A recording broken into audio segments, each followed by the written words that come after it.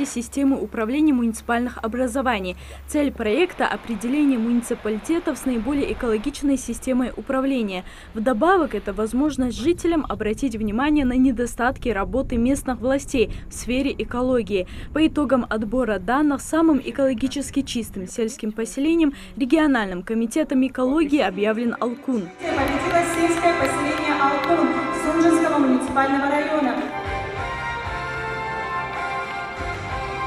Санитарно-экологическое состояние – один из важнейших критериев экорейтинга. Алкун в первую очередь может похвастаться тем, что у них сельской свалки нет совсем. Была, но она успешно ликвидирована. Свалка здесь просуществовала с 2010 года. В этом году ее ликвидировали в соответствии с планом по улучшению экологии, утвержденным главой республики. Въезд к полигону закрыт, и жители не могут бросать там мусор по старой привычке. Впрочем, в этом не возникает необходимости, потому как в селе работает уже налаженная система.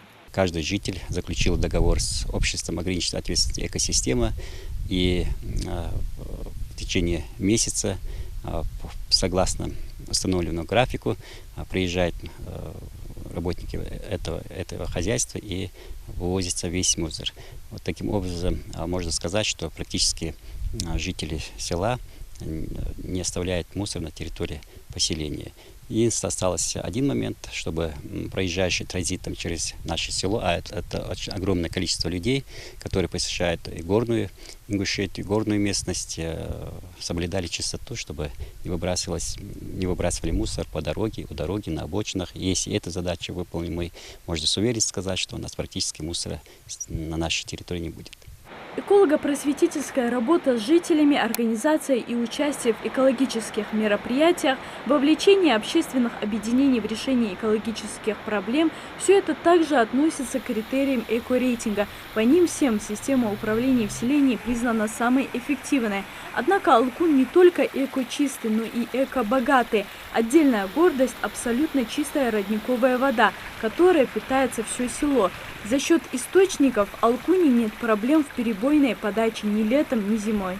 В черте населенного пункта у нас 4 родника.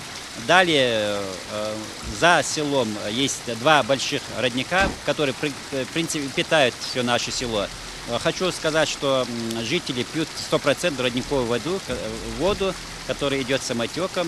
И на территории муниципального образования еще с десяток родников, вот таких красивых родников. Это начиная от Алкуна до границы Жайрасского района. Нужно отметить, что не только жители из других сел приезжают за этой водой, даже несмотря на то, что у нас в селе есть своя родниковая вода, мы сами иногда часто приезжаем, потому что у этих родников совсем другие, иные такие вкусовые качества. Кроме многочисленных родников, в Алкуне расположен источник серной воды. К берегам Асы съезжаются со всей республики. Источники находятся по обе стороны от реки. С целью оздоровиться в серную воду окунаются даже зимой. Правда, водные процедуры не должны превышать 15 минут. После воды ощущения у меня прекрасные. Чувствую я себя хорошо. Я приехала с суставами. Я вот уже сегодня 5-6 раз приезжаю. Мне чувствуется, что действительно вода помогает.